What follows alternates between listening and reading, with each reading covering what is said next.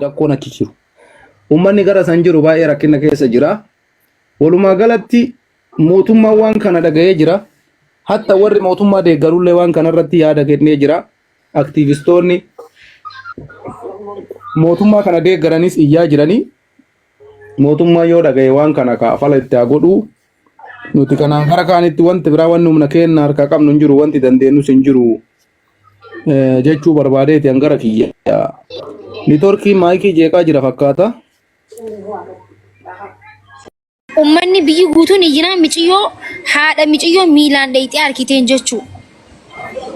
Kanaafuu eeyyinee eeyyisiisnee. Maayikii rakkoon dachii salaalee kana keessa jiru, rakkoon dachii shawaa kana keessa jiru baxaami kabbaaddiidha. Kabbaaddii jennaaniin hanga amma. Jira. Ati Ali. Ashayya. Carraanaa laatti fi galatoomi. Anis kan hin dubbachuu barbaadu tokko dhugaasaa waaqatu beekasii galee Andu'aalemituu ana tajjeesetu jedhellee jechuudha. Dhugaasaa ammayyuu rabbuma qofa beeka. Isheen immoo dabalataan hundumtuu gara Andu'aalemitti quba qabu qofa osoo hin taane akkuma duratti kaasamaa turre dubbii kanaan shakkamaa jalqabaa kan ta'u sadha. Mana isaa keessaa kan bakka inni jirutti akkas of gootee jettee jennaan jechuudha. Kanaaf lola qabu taanaan isheen mataan ishee beekaa akkas gochuu dandeessi akka isa miidhuuf jechuudha. Amma isheen duuteetti jedhee ofirraa difeendi gochuu hin dandeessu ittiin tineechaa hin jiru. Garuu hundumtuu ta'innaa maasofna dhugaa waan biraadha. Loojikii waan biraadha ta'uu danda'a. Dhugaan bakka amma wantooti dhugaa fakkaatan baay'eedha garuu dhugaan tokkittiidha. Malaamittii keenya gatii akkas ta'ee fi akkanaan immoo akkas ta'a yoo akkas goote immoo akkasidha Andu'aalem akkas gochuuf akkas godhee yoo jenne dhugaa fakkeessuu dandeenyaarra.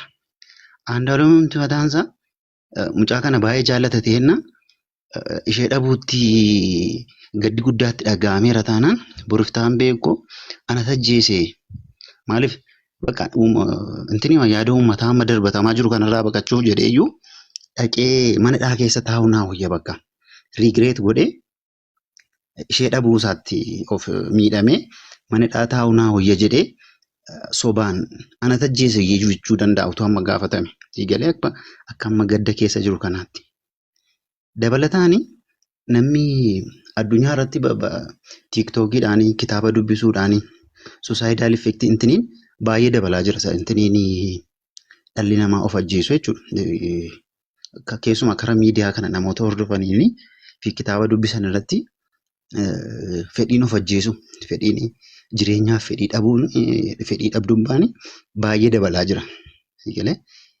Kana dabalataan diraagooti garaagaraa jiru. Wantooti kanaaf nama kakkaasan suusaayidaal effektii akkati of ajjeesuu fi yookiin wiizduraalii suusii dura keessa turte yookiin adda kutuudhaan yookiin immoo suusichumti akkati kanaaf wantoota kanatti akkati deemtu kan si godhan dhugaatiin illee ta'uu danda'a. Lammata illuuzii wantoota sa'aatii keessa jirtu sanatti bakka irra jirtullee wantooti amma hundumtuu ta'innaa akka probabilitiitti wantoota namni dubbanne hin ta'a jedhanii yaadan keessa yaaduu hin dandeenye keessa garuu ta'uu wantoota danda'an akkamitti akkas jedhan jechuu danda'an garuu namoota akkasitti yaadne malee akkas ta'ee beeka addunyaa irratti immoo nama akkasitti of ajjeese immoo jira. Karaa kanattis yoo yaadame gaariidha yaada jedhuun qaba. Galatooma.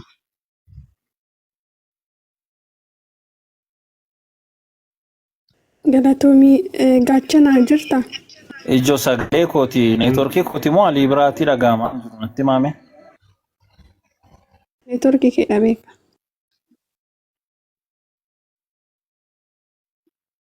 Gaachana itti fufeeti yaadake. Beeka neetworkii. Sirriidha. Waa'ee ishii kanaa obboleettii teenna ta'a jiruu addunyaa kanarraa deemtu tana akka hin taanetti osoo waan tokko hubatin namni keenya namni marti nu safuu eeggachuu qabdani. abbaa warraa isii irrallee kaa'uun hin barbaachisu. Isilleen akkana ofii of goota jedhanii murteessuun hin barbaachisu. Maaliif yoo jenne dhugaan aga bahutti jechuudha. Safuuma eeggachuu qabdanii warri jaartii keessanitti galuu danda'a yookaan ilmoo keessaniif kun safuudha beeka. Wanni isa kanarra bilatii ta'e kanarra ga'e boruuf nurras ga'uun isaa oolu. Kanaaf waan adda addaa haasa'uun hin barbaachisu. Lammata immoo waan adda addaa haasoftanii mucaa kana jechuudha. Mucaa kichuu lafaa bahee sagalee uummataa ta'uuf deemaa jiru kana mul'ata qabu kanaan dayeeffattanii kichuu kutuuf warri sochii adda addaa propagaandaa adda addaa gootan kunniin illee waan akkanaa kana dhaabuu qabdan. Maaliif jennaan maqaa kanaan dayeeffattanii ammallee harka nama biroo harka jira haga qorannaa qoratamu jedhanii bifa kanaan mucaan kun immoo bifa addaatiin waa'ee kanaan dayeeffatee mootummaa akka tarkaanfii irratti fudhanne waa'ee akkanaa kana dhaabuun barbaachisaadha jedhan gara kiyya. Maaliif jennaan qoratamu poolisiin haa qoratu. Lammata immoo waa'ee jaarsaaf jaartii isaanumatti beekaa inni illee dhugaa jirtu hin beeka. Waa'ee jaarsaaf jaartii namni haadha fi abbaan beekuu hin danda'an ka beeku jaarsamaaf jaartii ol beeka. Innis dhugaa jirtu kana baasee akkana jedhee baasuu danda'a. Kanaaf waan ta'eef waan hin taane borcuun hin barbaachisu. Safuumoo eeggadhaa ittiin feemasa ta'a jedhee warra asirratti waan adda addaatiin borcu kunniin feemasa ta'uun kee ol garuufiyyuu safuu kee eeggadhu boodaaf jechuudha. Nasumarraa jechuu gabaabsite. Galatoom Misraaq itti fufi. Maal akka haasofanu hin beeknu nagaa ooltanii maaltu argame wanti haaraa dhukkuba qabdeedha moo maalidha namni na fuuldura haasa'u waan akkasitti Alii Mahammad maalidha waa'ee dipireeshinii haasoftu tilmaamuma malee waama tokko umraa kee waan haasee qabatteetu tilmaama natti fakkaata. Tilmaamni maal godha reegnu dhugaa dhosaa deemuuti namni hundumtu balbala isaa banatee yaaduma isaa hiraa oola. Kaani ijaan argee Mama haasaa jira. Kanas ta'uu danda'a. Probability xiqqoo waan xiqqoo sii galee amma namni dhugaa waan biraadha. Ta'uu danda'anii hundumti keenya mileenii amma nama uummati mileenii kun hundumtu wantoota experience kanaan dura qaburraa wantoota dubbiseerraa wantoota beekurraa kana ta'ennaa jedhee haasaa jira namni hundumtu. Na akka kana keessaati tokkotti. Mana baateef darbattee moo maalidha moo depressionidha moo mental health problemidha moo maalidha?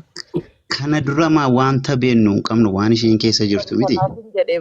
Amma warri kaanii dhokatanii nama lamarraan kan hafe kan gadi beekan jedhee dubbateerraan kan hafe namni warri kaan dhokatanii xurumbaafuuf akkas ture sana ture kana ture sana ture jedhanii yeroo sanatti maa gadi baanii hin dubbanne yeroo kun ta'aa ture ija isaaniitiin argaa turan heddii ta'eeti maa hin dubbanne amma sagalee wayifaa beekansii argeeranii mana gurbaa roobii sana keessatti intalli riyaa kootii aannan beekaa kana jettee himte keessaa kunuun nuti amma nama barbaadu nama dhugaa dubbachuu barbaadna nuti.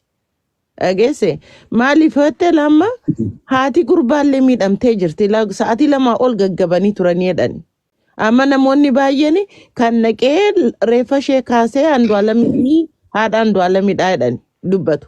Waan lafa kaasanii dhaqanii taa'aa jiranitti fakkaate garuu amma maal jetti mucaan wayiidha haati Andu'aalamataan mucaan wayiidha haati Andu'aalamataan isaanii sa'aatii lama ol gaggabanii of wallaalanii turanii jedhani.